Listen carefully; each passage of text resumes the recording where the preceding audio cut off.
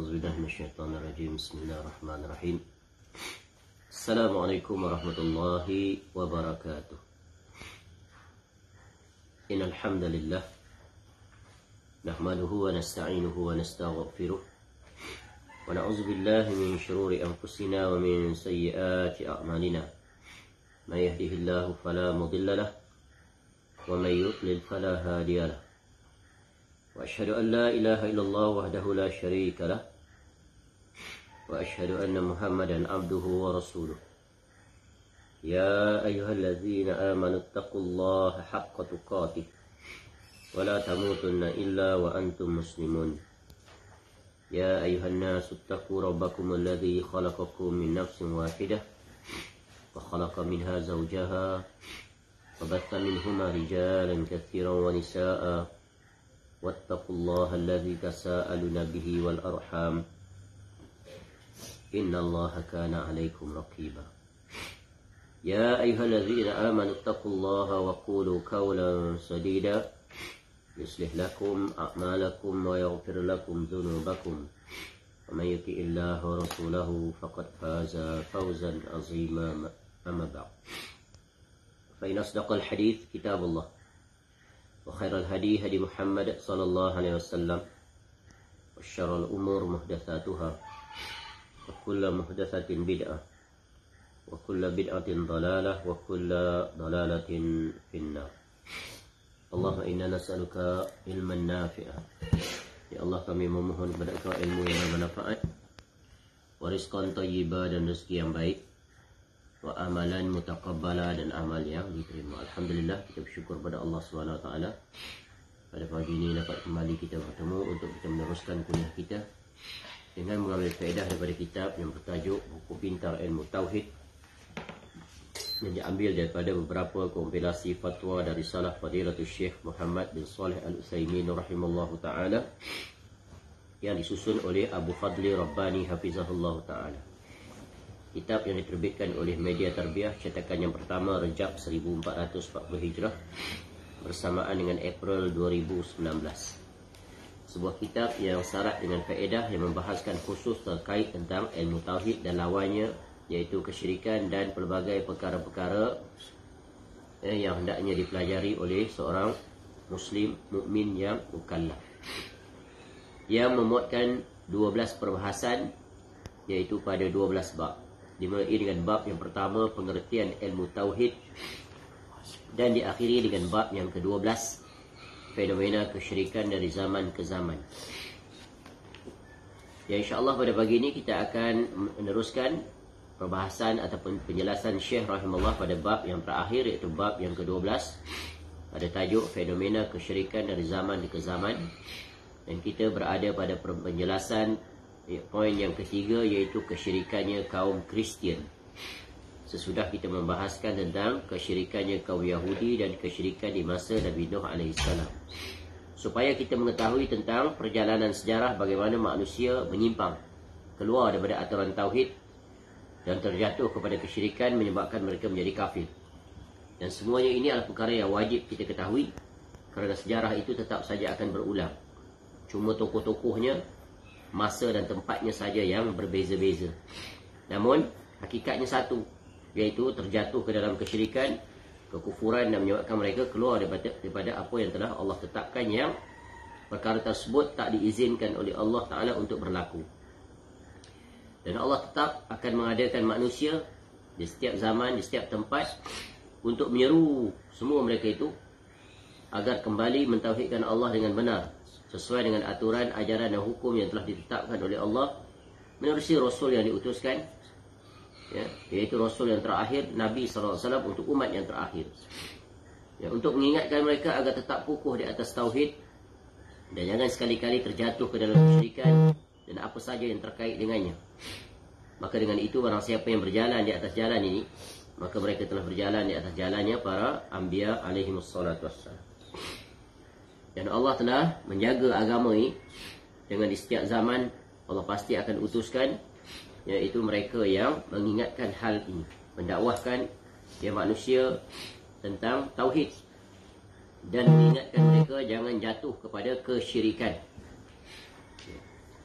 Kerana itulah dia tujuan kenapa Allah Ta'ala ciptakan manusia. وَمَا خَلَقْتُ الْجِنَّ وَالْإِنسَ إِلَّا لِيَعْبُدُونِ. Dan tidaklah aku ciptakan jin dan manusia melainkan supaya mereka beribadah kepadaku.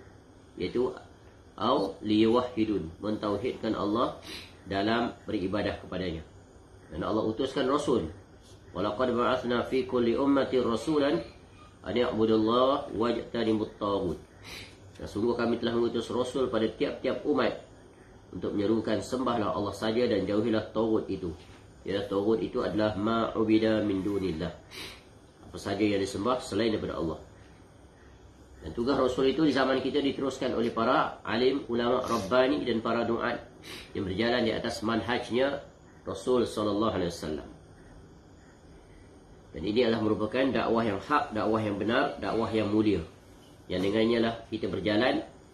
Dan sebab itulah orang-orang yang menyerukan kepada tauhid, mereka telah berjalan di atas jalannya Nabi SAW. Dan ini merupakan tugas yang paling mulia, tugas paling besar, ya, hendaknya berjalan di atasnya. Ya, sebab itu Allah Ta'ala menyebut dalam Quran, وَمَنْ أَحْسَنُ قَوْلًا مِمَّنْ دَعَا إِلَى اللَّهِ وَعَمِلَ صَالِحًا وَقَالَ إِنَّنِي مِنَ الْمُسْلِمِينَ. Dan siapakah yang lebih baik perkataannya? Iaitu orang-orang yang menyeru kepada Allah dan mereka beramal dengan amal yang saleh, dan mereka mengisytiharkan, ya, mereka berkata, sesungguhnya aku adalah orang-orang yang menyerah diri. Menyerah diri dari sisi apa? Iaitu hamba, ya, mentauhidkan Allah dalam beribadah kepadanya. Baik, sekarang kita lanjutkan keterangan Syekh rahimahullah pada poin yang ketiga, kesyirikannya kaum Kristian. Di mana pada siri yang pertama dalam penjelasan tajuk ini, kita berhenti pada muka surat 562. Iaitu berbagai macam amalan syirik yang dilakukan oleh orang-orang Nasrani. Yang pertamanya adalah keyakinan tentang Trinity. Dan ini telah kita jelaskan, iaitu tentang Trinity, dan kita berhenti selesai pada penjelasan yang pertama. Sekarang yang kedua, muka surat 563, iaitu tentang keyakinan orang-orang Kristian tentang disalibnya Yesus, ya, ataupun Nabi Isa AS sebagai penebus dosa. Ini adalah salah satu akidah yang dipegang oleh orang-orang Kristian, iaitu mereka meyakini tentang bahawa Nabi Isa AS itu disalib, ya, tujuannya untuk menebus dosa anak keturunan Adam AS, kerana ya, mereka telah melakukan dosa, terutamanya Nabi Adam AS dan isterinya Hawa AS, iaitu ketika menghampiri pohon yang dilarang, pohon khuldi, lalu mereka memakan buahnya, lalu tertanggallah pakaian mereka, ya, kemudian, ya, Allah Ta'ala mengeluarkan Adam AS dan isterinya turun ke bumi. Baik, meyakini bahawa Nabi Isa AS disalib sebagai penebus dosa-dosa seluruh manusia, termasuk jenis kesyirikan dalam rububiyah Allah Ta'ala. Sebab padanya ada kedustaan atas nama Allah Azza wa Jal. Bukankah Allah Azza wa Jal telah menerima taubatnya Nabi Adam AS serta mengampuni dosa-dosanya? Ini adalah rekayasa bid'ah, ya, yang sesat yang berlaku pada orang-orang Kristian. Padahal, ya, Allah Ta'ala telah menjelaskan bahawa dia Maha Pengampun.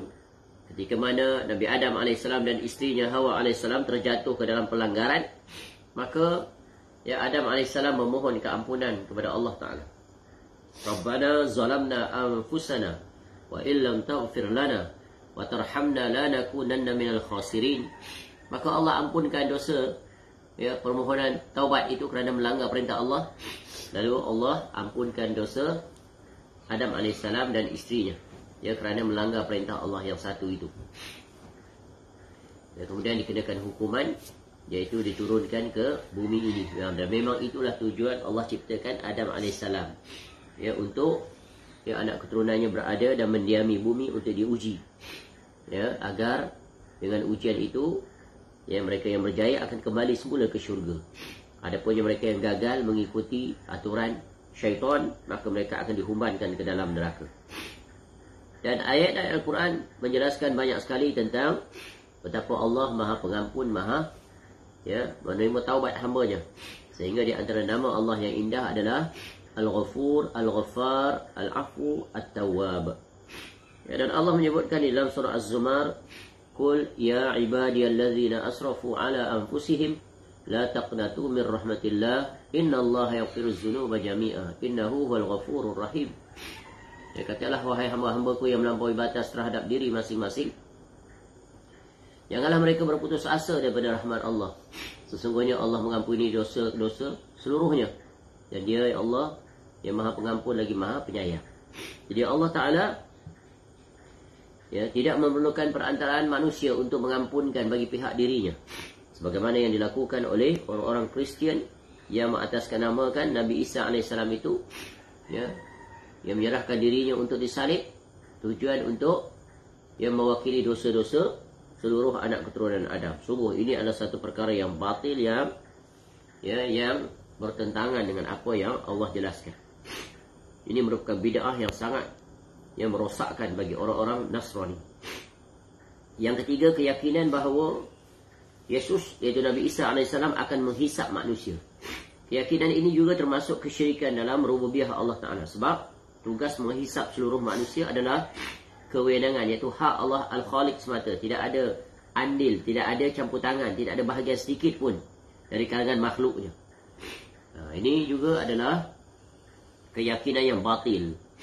Kerana ya, hanya Allah Ta'ala sahaja yang akan menghisap. Kerana Dia adalah Rabb.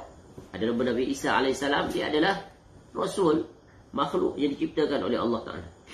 Yang keempat, menyembah Yesus, menyembah Nabi Isa AS.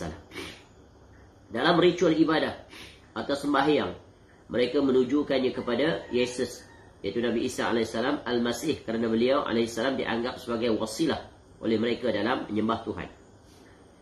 Ini menyembah manusia, menyembah makhluk, ya, dengan anggapan Nabi Isa AS itu adalah salah satu daripada Tuhan, anak Tuhan, sebagaimana yang telah kita sebut dalam konsep Trinity dalam Kristian. Yang kelima, mengagungkan salib. Kaum Nasrani menjadikan salib sebagai berhala yang mereka sembah. Apabila mereka mendapati masalah serius atau sedang benar-benar menginginkan sesuatu atau ingin bersumpah, maka mereka bersumpah dengan nama salibnya. Sebab itu orang Kristian, simbol agama mereka adalah salib. Dipakai sebagai rantai. Yes. Yang paling jelas adalah mereka menggantungkan salib itu di leher-leher mereka. Tengok padri-padri mereka. Dan juga para wanita Kristian atau lelaki Kristian. Ya. Dan salib itu yang merupakan lambang dalam gereja-gereja mereka, sama ada di menaranya ataupun di dinding-dinding mereka itu. Bahkan di rumah-rumah orang Kristian, mereka syiarnya adalah salib. Bahkan dalam baju-baju mereka, baju-baju jersey permainan bola, ada di antara mereka itu meletakkan salib. Bahkan ada satu kenderaan mirip-mirip salib simbolnya. Jadi seorang Muslim hendaklah teliti dan berhati-hati dalam urusan ini. Mereka lebih memilih untuk berdusta juga bersumpah dengan nama Allah, dan jujur juga bersumpah dengan salib. Sampai-sampai sebahagian pemuka atau pemimpin mereka menyatakan, sesungguhnya pengagungan kami terhadap salib sama seperti pengagungan kami terhadap kubur-kubur para Nabi. Sebab salib adalah kuburnya Al-Masih. Beliau mati di sana. Saat jasadnya dikubur di bumi, maka kuburnya tetap disalib. Sebab itu kubur-kubur orang Kristian itu dipasang, iaitu salib, betul kan? Ada tanda salib. Kerana mereka memiliki keyakinan i'tiqad Nabi Isa AS itu, iaitu mati disalib. Siapa yang menyalib Nabi Isa AS itu? Kalau mengikut anggapan mereka, iaitu tentera Rom yang menangkap pada waktu malam, betul kan? Padahal di sisi akidah umat Islam, yang disalib itu bukan Nabi Isa AS, iaitu salah seorang daripada pengikut Nabi Isa AS yang telah dirupakan serupa ataupun yang telah mengkhianati Nabi Isa AS. Adapun Nabi Isa AS, Allah selamatkan, diangkat ke langit dan nanti akan diturunkan ke bumi, tanda kiamat besar. Sebagai hujah terhadap orang Kristian nanti yang mengatakan Nabi Isa AS itu Tuhan dan disalib. Nabi Isa AS akan datang menjadi hujah pada mereka itu. Kemudian Nabi Isa AS juga akan membunuh Dajjal. Kebodohan mana lagi yang lebih bertumpuk dibanding ini? Sesungguhnya sujud pada kubur para Nabi merupakan kesyirikan, bahkan tergolong syirik besar. Nabi Muhammad SAW sebagai penutup para Nabi dan imamnya orang-orang yang bertauhid telah mengutuk orang-orang Yahudi dan Nasara, tak kala mereka menjadikan kubur para Nabi mereka sebagai tempat ibadah. Dan ini telah Dijelaskan oleh Nabi SAW. Bahkan Nabi SAW sebelum beberapa hari wafat pun mengingatkan perkara ini. Ya. Sebagaimana Nabi SAW ketika beberapa hari saja sebelum wafat, ya, sebagaimana hadis daripada Bukhari dan Muslim yang datang daripada Aisyah radhiyallahu anha, ia berkata, ketika mana Rasulullah SAW hendak diambil nyawanya, sallallahu alaihi wasallam, beliau SAW pun bersegera menutup kain di atas mukanya, tutup. Lalu beliau SAW membuka lagi kain itu, tak kala terasa menyesakkan nafas.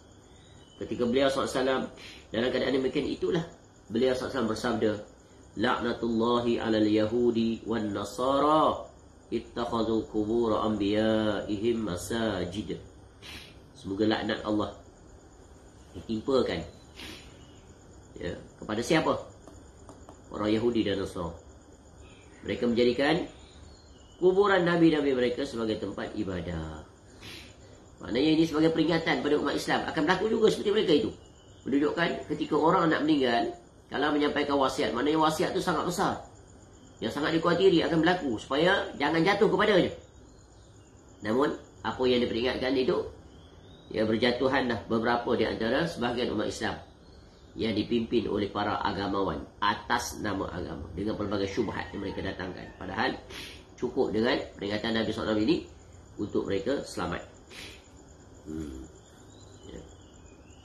Begitu juga, ya, Muslim meriwayatkan daripada Jundub bin Abdullah, dia berkata, aku mendengar Nabi SAW 5 hari sebelum wafat, beliau SAW bersabda. Apa? Ya, ucapan Nabi SAW sebelum beberapa hari kewafatannya, Inni abra'u ilallahi ayyakuna li minkum khalila. Sesungguhnya aku berlepas diri, ya, yakni dari dan mengadu kepada Allah bahawa aku punya seorang khalil, yakni kasih mulia dari antara kalian. Fa innallaha qad ittakhadhani khalilan kama ittakhadha Ibrahim khalilan. Ya, kerana sesungguhnya Allah telah menjadikanku sebagai khalil sebagaimana dia telah menjadikan Ibrahim sebagai khalil. Walau kuntu muttakhidan min ummati khalilan lattakhadtu Aba Bakrin khalilan. Seandainya aku menjadikan seorang khalil di antara umatku, nescaya aku menjadikan Abu Bakar radhiyallahu anhu sebagai khalil. Menunjukkan Nabi SAW jelaskan apa? Keutamaan Abu Bakar As-Siddiq radhiyallahu anhu. Itu istimewa Abu Bakar As-Siddiq radhiyallahu anhu berbanding dengan seluruh para sahabat Nabi SAW. Sebagai orang yang paling awal masuk Islam, orang yang paling rapat dengan Nabi SAW, bapa mertua Nabi SAW, dan pemimpin umat Islam yang pertama sesudah kewafatan Nabi SAW. Baik, kemudian apa kata Nabi SAW sesudah itu? Ala, ketahuilah, wa inna man kana qablakum kanu yattakhizuna qubur anbiya'ihim masajid. Sesungguhnya umat-umat sebelum kamu telah menjadikan kuburan nabi-nabi mereka sebagai tempat ibadah. Fa inni anhaakum an zalik. Ingat, jangan kamu menjadikan kuburan sebagai tempat ibadah, kerana sesungguhnya aku melarang kamu dari perbuatan itu. Nampak tu? Nabi SAW larang. Bukan perkara kecil, nak wafat Nabi SAW ingatkan perkara itu. Namun ada di antara orang-orang yang sesat di zaman ini menjadikan kuburan itu sebagai tempat ibadah mereka. Persis sama seperti yang diingatkan oleh Nabi SAW. Ya, inilah ada syubhat yang sangat berbahaya, yang menyebabkan manusia jatuh ke dalamnya. Ya, namun bagi orang yang mendengar, mengingati wasiat Nabi SAW ini, mereka akan selamat. Datanglah apa syubhat pun untuk mentakwil hadis ini, mereka tak akan berganjak.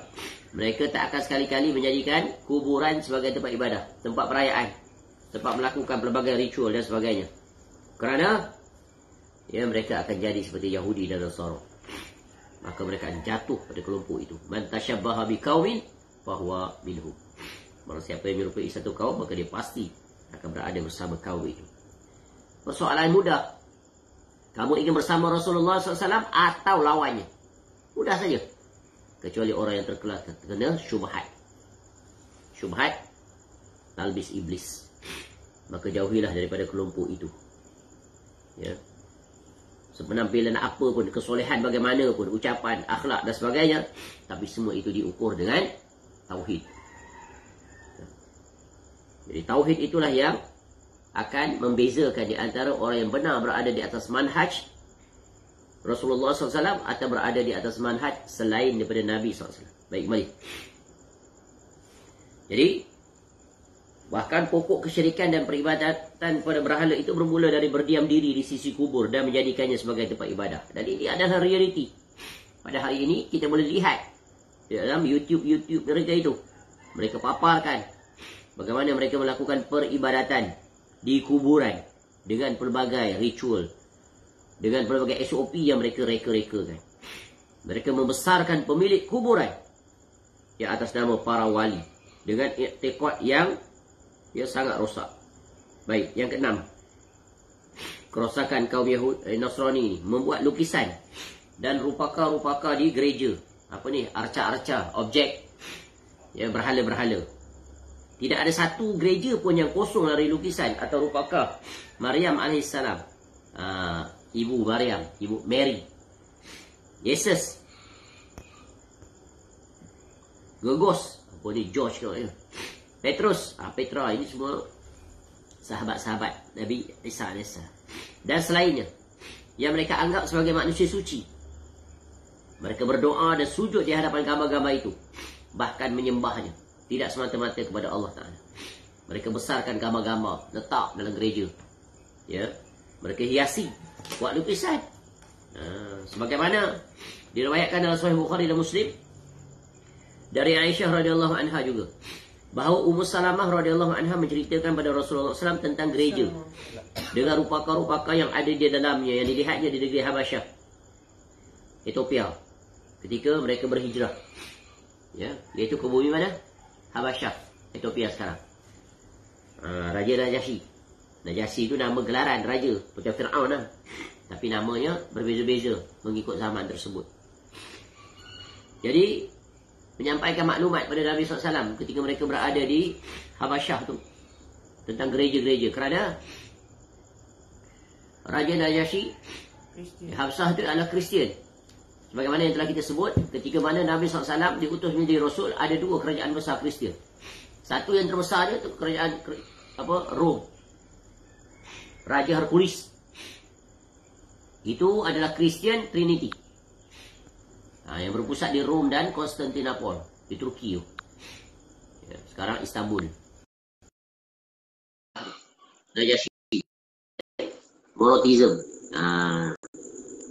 Itu bertauhid ke Allah. Nabi Isa AS itu sebagai Rasul, bukan Tuhan. Sebab itu Habasyi itu mudah menerima surat Nabi SAW, terus beriman. Sebab sama akidah. Memuliakan Nabi Isa AS. Itulah Rasul Muhammad SAW yang disebut oleh Nabi Isa AS. Hercules asal nak masuk, tapi sebagai kepentingan duniawi, penasihat padri-padri mereka itu, maka tak jadi. Bahkan kemudian beristiakan perang. Baik. Kemudian apa kata Ummu Salamah radhiyallahu anha? Ulaika. Kemudian Nabi SAW maka bersabda Nabi SAW ketika disebut, Ummu Salamah radhiyallahu anha terangkan, gereja mereka ada gambar-gambar, ada patung-patung. Tu. Lalu kata Nabi SAW, ulaika, mereka tu. Ya, Kristian tu. Pastor-pastor, ya, padri-padri mereka. Iza mata fihimur rajulu as-salih, apabila ada orang di kalangan orang soleh mati, apa yang mereka buat? Awil abdus soleh, atau hamba yang soleh, para ulama dia lah, pendeta, pastor mati, atau orang-orang soleh. Dia pun ada konsep tu juga, ulama dan orang soleh sama. Banau ala qabrihi masjidah. Banau, bina tu bahasa Melayu, bahasa Arab. Bina, Masya Allah. Binaan, banau. Buniyal Islamu ala khamsin.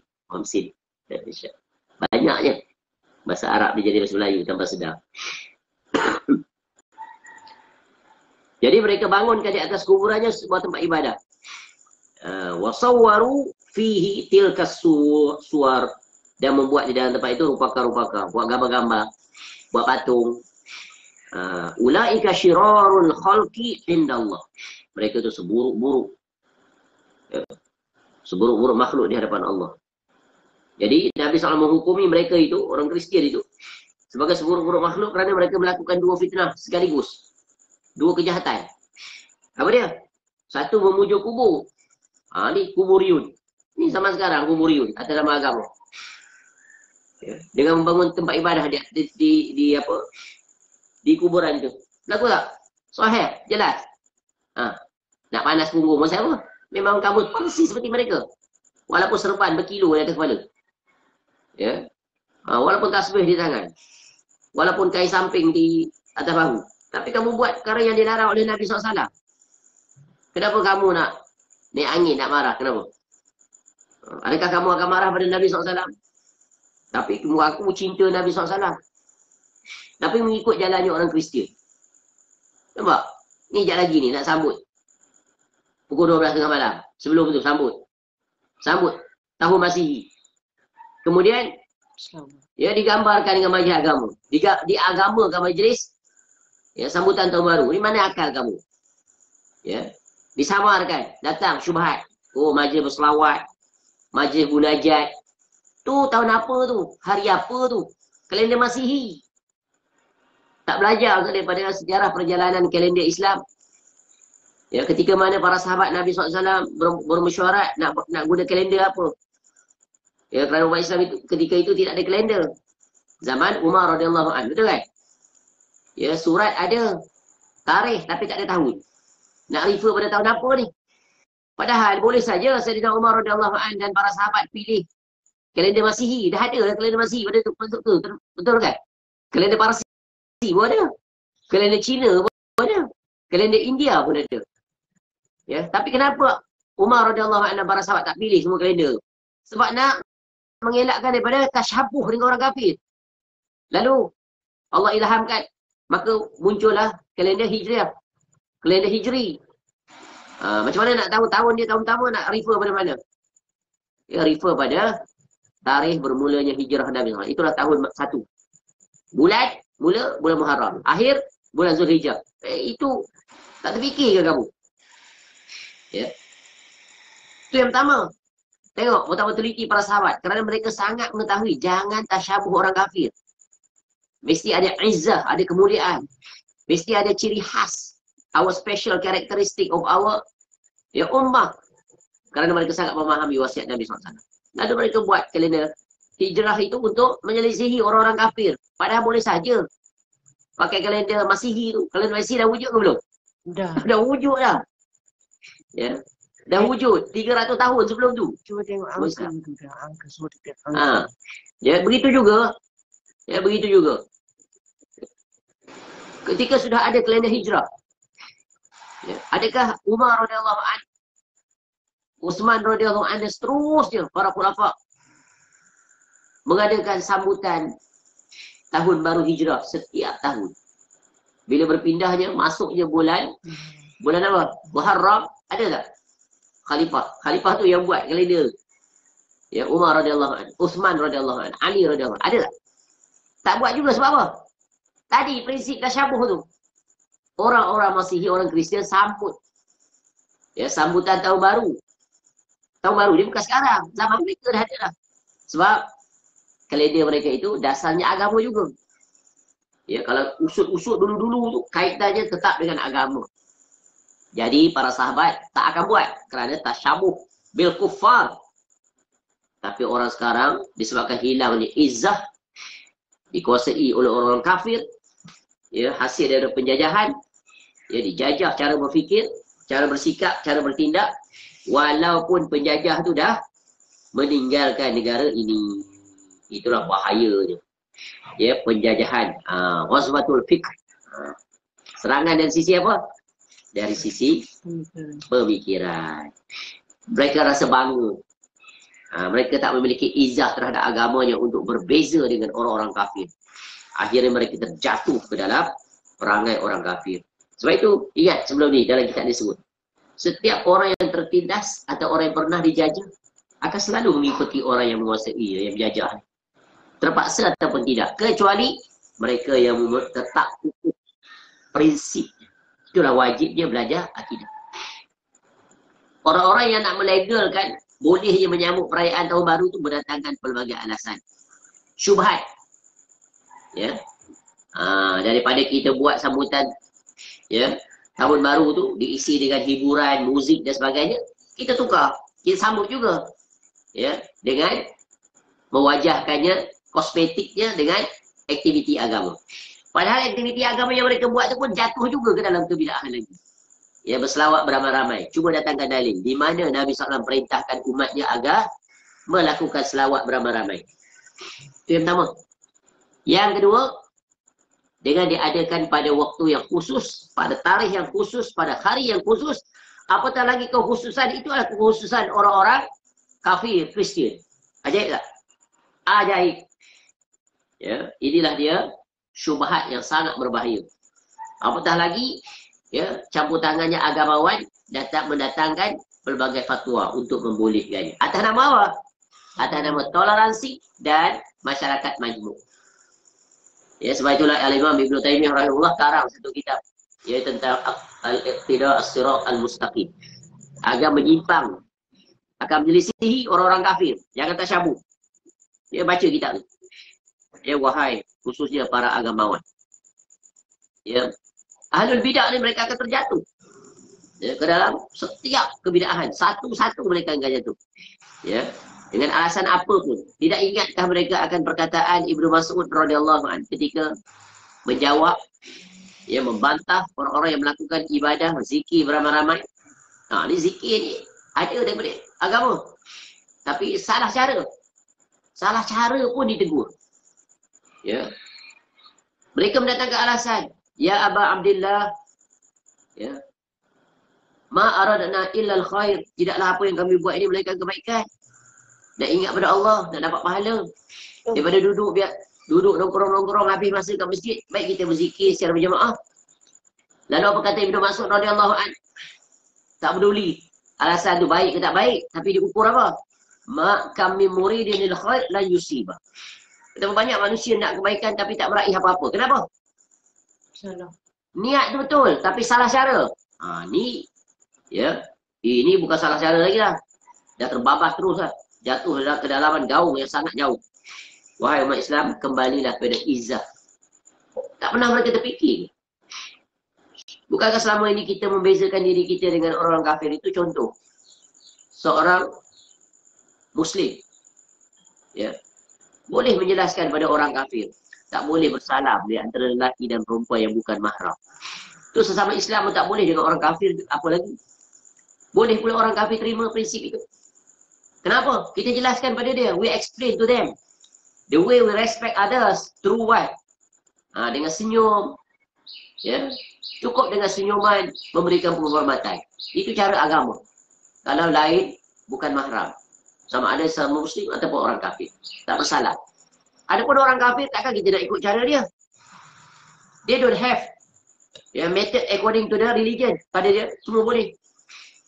Dedah aurat boleh. Ya, tengok cara mereka itu.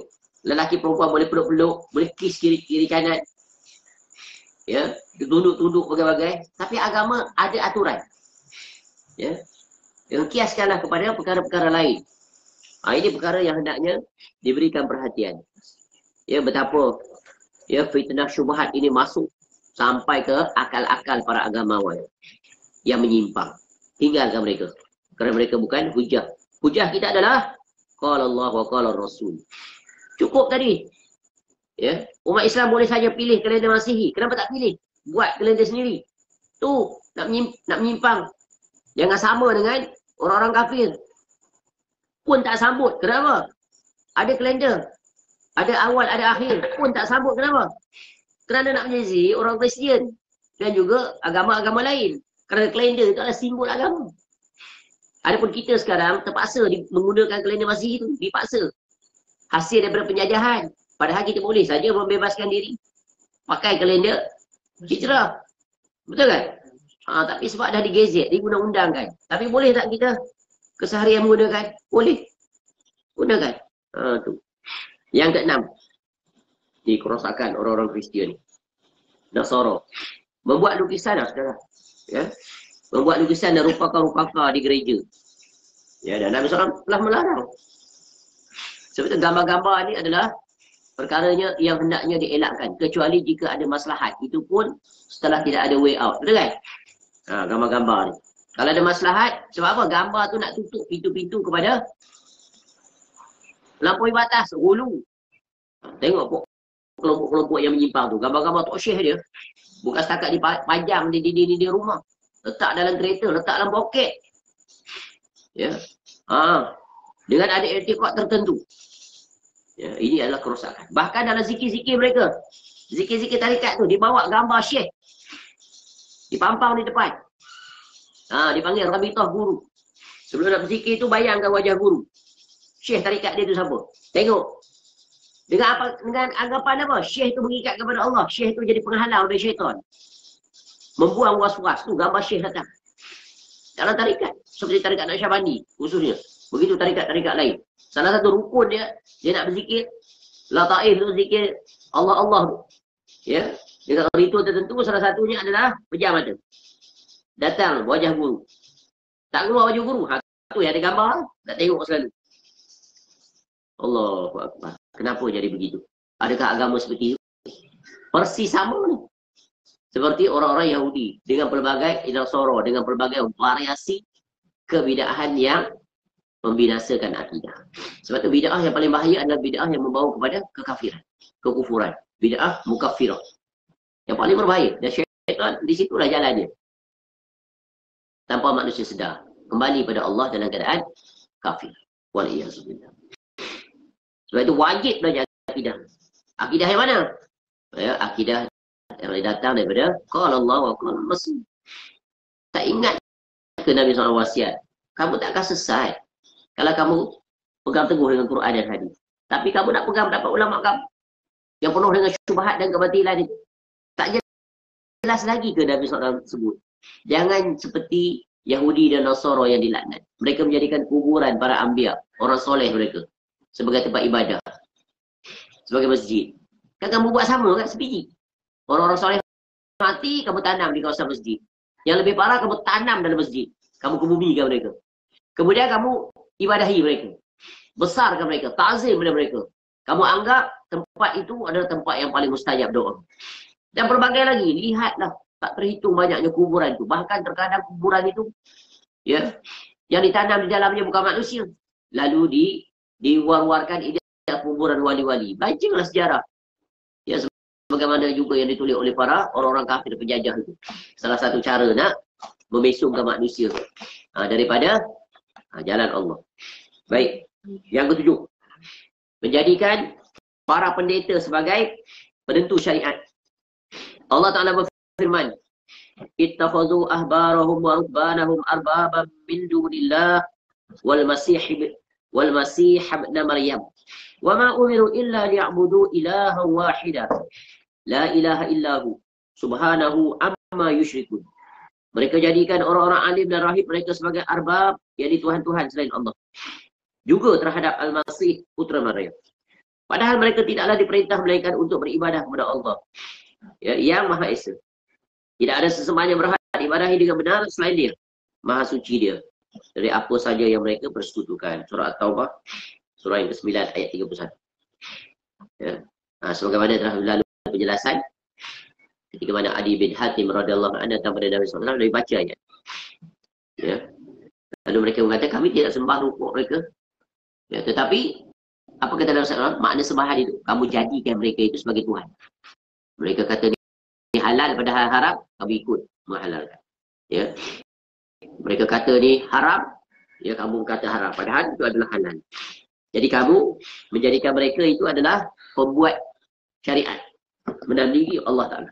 Baik, yang ke-8, menjadikan pastor dan pendeta berwenang memberikan ampunan dan memberi taubat. Kunci syurga daripada mereka. Ya, Imam Ibn Qayyim rahimahullah berkata, maka setiap kali ada orang yang berbuat dosa, ia pun segera memberikan hadiah kepada pendeta atau memberinya wang atau pemberian lain agar ia dapat keampunan. Dan jika ada seorang wanita dan mereka yang berzina, maka wanita itu dihantar menuju pastor untuk dinasihati. Ketika wanita itu pulang ke rumah, ia pun bercerita pada suaminya bahawa pastor telah memberinya nasihat. Lalu sang suami pun akan mendatangi isterinya dan berharap berkah dari ini. Ni Ya. Maknanya apa? Mengunggulkan Tok Guru. Ya, apa saya Tok Guru, Tok Guru, Tok Guru. Tok Guru kata gini, Tok Guru suruh buat gini. Padahal bertentangan dengan syariat, tetap ikut. Itu terjatuh dalam berbagai penyimpangan dan maksiat. Tidak pintu-pintu ajaran sesat ni main kat sini. Taksub pada guru. Ya, apa saya semua Tok Guru. Tak boleh dengar dah kata orang lain. Datanglah qala Allah wa qala Rasul, tetap tak dipeduli aja. Kenapa? Tunduk taat pada Tok Guru. Ya, sehingga akal tak berfungsi. Cukup berbahaya. Ini ajaran sesat. Banyak seperti ini. Dia manusia jatuh padanya. Sampai melanggar syariat. Tak terhitung banyaknya. Yang ajaibnya, ya, kelompok-kelompok seperti ini, ajaran-ajaran di sini berluas. Ya. Mereka-mereka yang datang mengingatkan perkara ini, ya, yang tegas dalam urusan akidah, ini dihalang. Dilarang. Diberi gelaran berbagai. Tak ada lain dah. Wiridnya. Wahabi, Wahabi, Wahabi. Padahal Wahabi itulah yang baca Quran, baca hadis.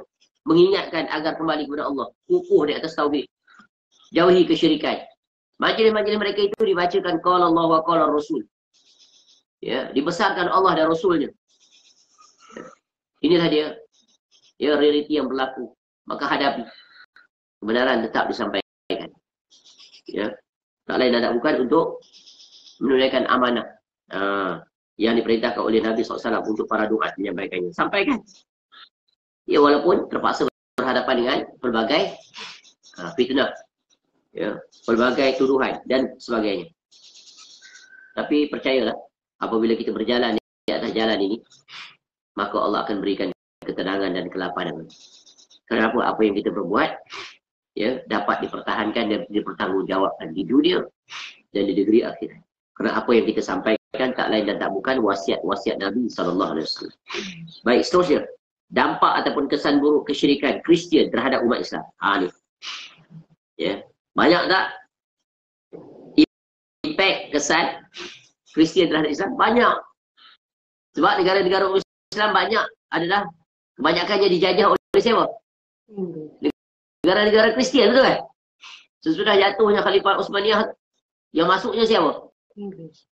Inggris, Belanda, Spanyol, Portugal, Itali. Ni yang paling mendominasi. Di zaman sekarang Amerika. Betul kan? Ni semua ada kawasan jajahan takluk. Semua infiltrate, masuk, bawa missionary. Ubah cara fikir, ubah cara sikap, ubah cara bertindak. Akhirnya hilang identiti Islam. Bangga dengan warisan penjajah. Itu yang mengunggulkan, ya, sambutan itu, sambutan ini. Ya, orang-orang Kristian ni menyibukkan kita dengan sambutan-sambutan mereka. Mereka tak sibuk pun nak menyambut sambutan-sambutan kita umat Islam, betul kan? Mana akal kamu, wahai? Ya, para agama yang keluar fatwa yang bukan. Kamu tak fikir ke orang Kristian tu? Orang Yahudi, dia sibuk tak nak merayakan perayaan kita. Adakah dia datang terhigit-higit ikut, ya, raya Idul Adha, ikut berkorban, ikut tengok, observe, participate, bantu, ada? Tak. Yang kamu pergi participate Merry Christmas dia tu sampai pakai topi merah, baju merah putih. Ya. Yang kamu buat poster di mana-mana, ya, Merry Christmas. Di banyak pemimpin yang buat. Jadi rakyat berkata, pemimpin buat. Para agamawan pun buat wishes. Ya, Merry Christmas atas nama toleransi masyarakat maju. Apa lagi? Jatuhlah ya rakyatnya. Nampaklah. Yang ini kemungkaran. Kena dijelaskan. Kena dijelaskan. Terangkan kebenaran. Ya, Masya Allah. Lupa pada wasiat Nabi SAW. Kenapa wahai umat Islam jadi demikian? Inilah bila berjalan di atas manhaj yang rosak. Yang menyimpang. Padahal mereka-mereka itu belajar, hafal Quran. Mengajar Quran lagi. Ya. Apa kirah yang dia tak pandai? Semua pandai. Tapi jatuh juga dia ke situ. Kamu baca Quran ke mana? Kamu letak maksud ayat tu. Ke mana kamu letak? Itu bahaya baca Quran. Quran melaknat. Tak baca tu. Dalam surah Al-Ma'idah tentang orang Kristian, tentang orang Yahudi. Dalam surah Al-Baqarah. Banyak tu. Kenapa kami ikut dia? Ya, kenapa kan nak sambut sana, sambut sini? Perayaan umat Islam ni 3 lah. Yang digezek. Apa dia? Hari Raya seminggu. Sayyidul Ayyam. Hari Jumaat dia hari. Apa rayanya yang kita buat? Banyak selawat pada Nabi SAW. Baca surah Al-Kahfi. Banyakkan doa. Berbanyakkan doa. Lagi. Kemudian Idul Fitri. Idul Adha. Habis. Cukup. Selebihnya sibuk dengan SOP Nabi SAW tu. Ni aktiviti harian pun tak ikut sunnah Nabi SAW. Ya.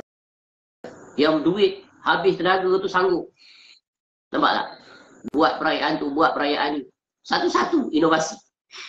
Ya. Macam-macam perayaan dia buat. Sambutan. Sambutan apa? Macam-macam. Dia ambil soal perintah 3. Dia tak lama lagi. Setiap peperangan tu buat sambutan. Peperangan Khaybar. Ya, peperangan Badar. Peperangan Badar ada dah. Peperangan apa? Peperangan Uhud. Ya. Peperangan apa lagi? Peperangan Ahzab. Ada peperangan Ahzab. Buat semua sekali tu. Ya. Ajaib. Ya. Sambut birthday Nabi SAW. Sambut. Kenapa tak sambut hari kewafatan Nabi SAW? Itu lebih besar. Betul kan? Kenapa lebih besar? Sebab umat hilang tempat ya, berpaut. Ya, timbulnya pelbagai persisian, perpecahan sampai ke hari ini.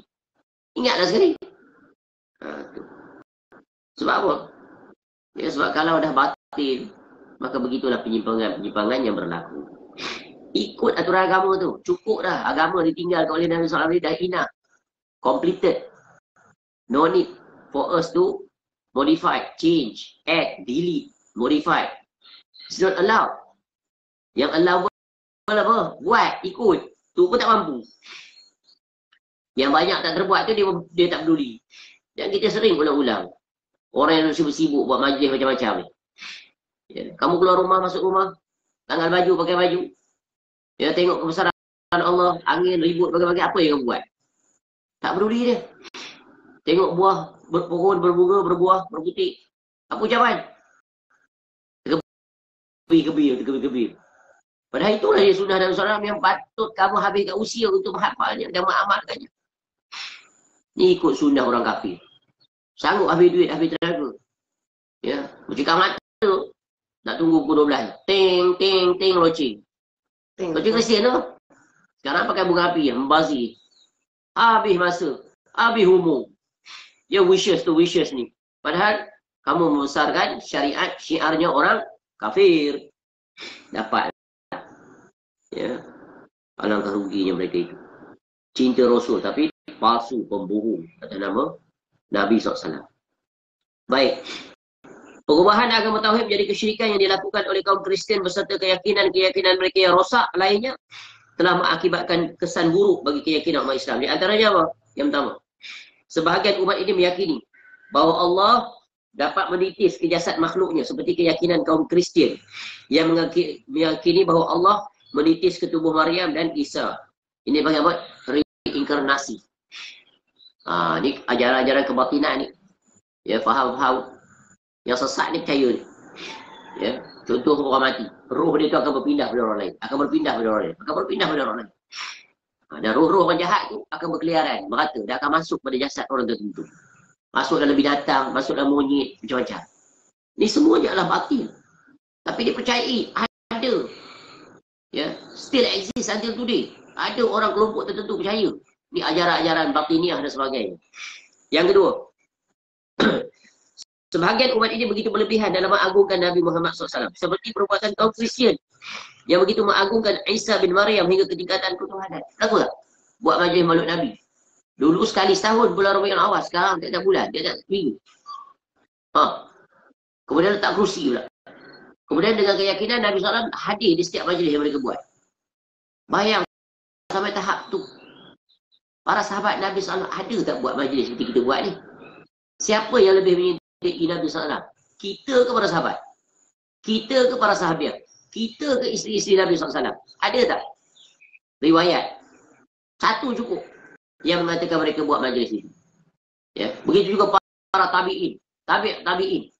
Ada tak imam kita, Imam Syafi'i rahimahullah, buat majlis seperti kita buat? Majlis haul Nabi SAW. Maulid Nabi SAW. Ya. Berselawat beramai-ramai. Buat hari khusus.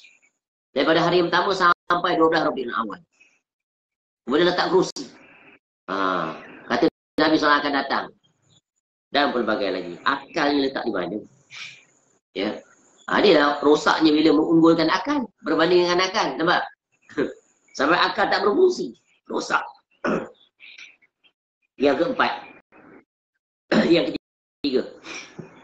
Sebagian umat ini begitu berlebihan dalam memuliakan orang-orang yang dianggap soleh seperti perbuatan kaum Kristian yang begitu memuliakan murid-murid Nabi Isa AS sehingga melukisnya di dinding-dinding gereja. Nampak? Letak gambar. Sekarang gambar masuk dalam masjid? Masuk. Struktur organisasi masjid tu. Dalam masjid pun letak. Ya. Tak lama lagi macam-macam gambar masuk. Gambar aktiviti semua. Semua letak dalam masjid. Ya. Jadi tasyabuh tak ni? Tasyabuh. Ya. Orang Kristian. Gereja-gereja penuh dengan gambar. Yang keempat, sebagian umat ini beribadah di kubur-kubur orang soleh, bahkan bersujud kepadanya. Seperti kaum Kristian yang menyembah patung-patung Maryam dan Nabi Isa AS. Yang kelima, sebagian umat ini meyakini bahawa Nabi Muhammad SAW tercipta dari cahaya Allah, daripada nur. Seperti sebahagian kaum Kristian meyakini bahawa Isa Al-Masih adalah cahaya. Ini ya pemahaman yang menyimpang. Ya, mereka menganggap ya seluruh alam ini dicipta daripada nur Muhammad. Nabi SAW itu daripada nur. Padahal Allah ciptakan Adam AS sebagai makhluk pertama daripada tanah, min turab. Ini penyimpangan. Kenapa mereka memiliki keyakinan di sebaliknya itu nanti? Ya, 6 yang terakhir. Sebagian umat ini begitu mematuhi hukum-hukum para tokoh agama seperti taklid buta. Secara taklid buta. Seperti kaum Kristian yang menjadikan pastor dan pendeta mereka sebagai penentu syariat.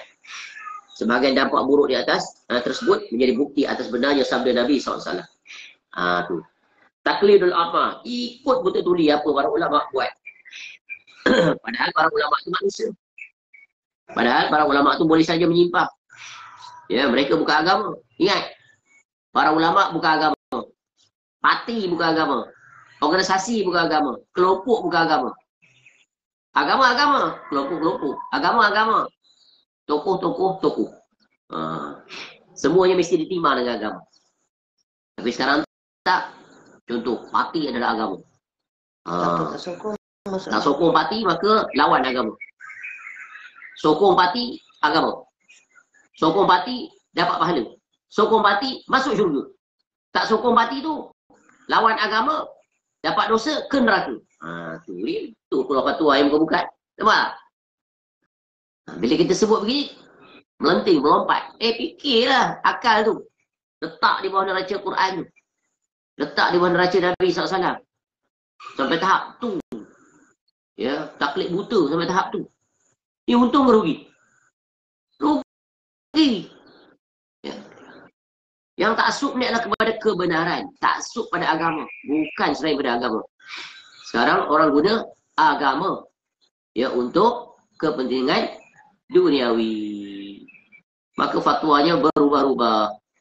At the end, meet their own desire. To meet their own desire. Nampak tu? Nak menuhi hawa nafsu dia. Kelompok dia. Hajat dia. Tak dapat hajat dia tu. Keluar fatwa macam-macam. Habis kelompok dia. Ya, nampak? Atas nama apa? Agama kan? Ya. Seorang berjubah kan? Keluar Quran, keluar hadis. Tapi salah penafsiran. Tafsir itu untuk fit in requirement dia. Tu tadi, to meet their own desire. Desire tau, desire. Hawa nafsu, keinginan dia. Kepentingan dia. Tak dapat, kau siap. Keluar fatwa macam-macam. Dapat? Okey, fatwa pun lemah longlai. Habis. Sebahagian kesan buruk tersebut menjadi bukti atas benarnya sabda Nabi SAW. Apa sabda Nabi SAW? La tattabi'unna sanana alladhina min qablikum. Shibran bi shibrin. Wa zira'an bi zira'in. Hatta law dakhalu fi juhri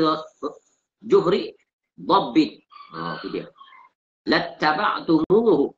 Qulna ya Rasulullah. Al-Yahudu wan Nasara. Qal faman. Sungguh kamu, kata Nabi SAW, akan mengikuti cara-cara orang-orang sebelum kamu. Sejengkal demi sejengkal. Dan sehasta demi sehasta. Sehingga seandainya mereka itu masuk ke lubang biawak, lubang dok. Kata Nabi SAW, nescaya kamu akan mengikutinya.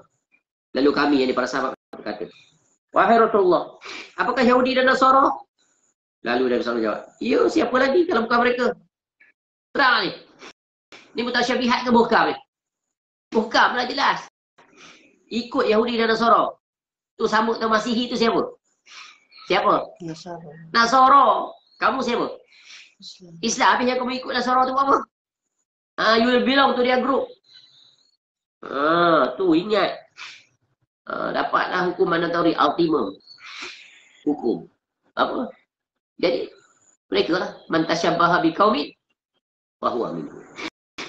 Ni kalau ikut ni keadaan selamat tak?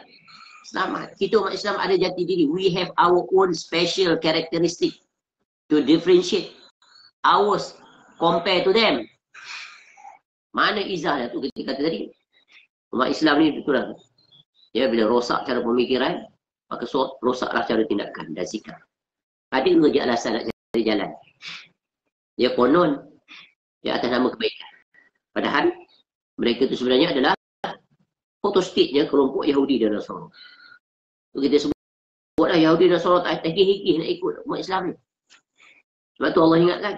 Tu baca surah Al-Maidah. Tu. Baca dalam Al-Baqarah. Walan tardo'an kan? Ayat. Walan tardo'an kal Yahud wan Nasara hatta tattabi'a millatahum. Tu. Ya. Orang Yahudi dan Nasara dia tak akan reda pada umat Islam. Selagi umat Islam ni tak ikut dia. Lebih singkalnya betul Nabi SAW sebut. Habis kata cinta Nabi SAW. Buat majlis bagi-bagi. Tapi bohong. Berdusta. Ya, ibarat menanam tebu di bibir. Tapi tindakan pelakuan totally 180 degrees against. Bercakap, berbuat. Dia buktikan dengan tindakan. Kita umat Islam, Allah telah beri kemuliaan dengan aturan yang baku. Tugas kita berjalan saja. Jangan jadi seperti orang-orang Yahudi Nasara. Semoga Allah menyelamatkan kita daripada fitnah tipu daya ya, kaum Yahudi dan Nasara dan juga para agamawan yang menyimpang. Berjalanlah di atas jalannya Rasulullah SAW. Wallahu a'lam.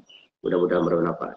Itulah dia syubhat fitnah yang datang daripada jalan orang-orang Kristian yang sebelumnya jalan orang-orang Yahudi. Tak ingat ke tu? Kita baca selalu. Allah ingatkan dua kelompok ni. Strong reminder. Ya, sampai hari kiamat. Allah ingatkan kita umat Islam khususnya. Nak jaga, jangan jatuh. Jangan jadi seperti mereka. Forever, never. Ya, be like them. Ya, siratal ladzina an'amta 'alaihim ghairil maghdubi 'alaihim al-maghdub dan ad-dallin. Dua kelompok tu. Al-maghdub siapa? Yang dimurki. Yahudi. Tahu kebenaran. Tapi tinggalkan, lawan, engkar, sombong, hasad. Tu perangai dia. Ad-dallin sesat. Ya, bodoh di atas kebenaran. Ya. Tak mau belajar, tak mau dengar, tak mau ikut. Dia bodoh sombong. Nampak? Jahil murakab. Dua ni. Ya. Maka jangan ikut mereka itu. Nak ikut apa? Ihdinas siratal mustaqim. Siapa sirat al-mustaqim? Siratal ladzina an'am iaitu mereka siapa? Siddiqin, syuhada, wassalihin wa hasuna ulaika rafiqa. Para anbiya ma'al ladzina an'amta 'alaihim minan nabiyyin was-siddiqin wasyuhada'i wassalihin. Salihin ini yang datang syubhat ni. Bukan soleh tu mestinya penampilan, nampak warak, alim, berzikir, bagaimana tak? Tu. Soleh by definition adalah iaitu at-tauhid wa ittiba. Dua tu. Mesti bertauhid kepada Allah dengan benar dan ittiba Rasul dalam seluruh amal ibadah yang dibuat. Barulah soleh. Itulah soleh yang sebenar. Ni berzikir, berwirid, bagai-bagai, tak ikut aturan Nabi SAW. Ikut aturan tu guru. Macam mana nak ada orang soleh? Not comply to the requirement. Tak ikut cara Nabi SAW, pergi ikut cara tu guru. Macam mana nak dikatakan soleh? Tu. Kemudian jatuh ke dalam kesyirikan pula. Pergi ke kuburan. Dia tempat-tempat keramat, bagai-bagai. Percaya itu, percaya ini. Allahu Akbar. Senang tak nak selamat? Sulit. Terutamanya di zaman sekarang. Kecuali kukuh, teguh teguh di atas wasiat Nabi SAW. Berjalan di atas pemahaman para salafus soleh. Kewajipan berjalan di atas manhaj nubuwah, manhaj salafus soleh. Jadilah seorang kun salafi. Jadi seorang salafi. Siapa salafi? Ansar wal muhajirin dan mereka yang mengikutinya. Itu surah At-Taubah ayat 100. Manhaj salafi. Manhaj salaf. Jadilah seorang salafiyun. Salafi. Itulah dia. Ya. Berjalan. Di atas jalannya Nabi SAW. Yang kita ucap tu. Ihdinas siratal mustaqim. Siratal ladzina an'amta alaihim. Mereka yang dapat nikmat. Siapa? The best generation. Para sahabat Nabi SAW. Dan yang mengikuti mereka. Tabi' dan tabi'in. Ikut apa ni? Ikut manhaj beragama. Ya, salamatul mu'taqad. Salamatul manhaj. Salamatul amal. Ni, jalan tiga-tiga. Wallahu a'lam. Subhanakallahumma wa bihamdika asyhadu an la ilaha illa anta astaghfiruka wa atubu ilaik. Sallallahu ala nabiyyina Muhammad wa ala alihi wa sahbihi wasallam. Wa akhiru da'wana alhamdulillahi rabbil alamin. Insyaallah panjang umur kita sambung. Ya, kesesatan kelompok yang keempat, iaitu kesyirikannya kaum Syiah dan kaum Sufiyah. Wallahu a'lam. Assalamualaikum warahmatullahi wabarakatuh.